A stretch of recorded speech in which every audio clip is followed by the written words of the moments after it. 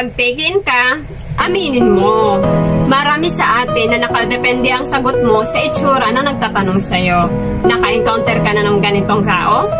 Opo, madalas nangyayari yan sa tunay na buhay.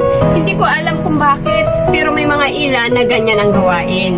Meron kasing iba dyan na may tinatagong kalandian din na pag may nakipag-flirt sa kanila na single, maganda at gwapo ang itsura, ayun! Nagiging single din bigla ang status. Siguro sila yung mga taong hindi alam ang salitang kontento.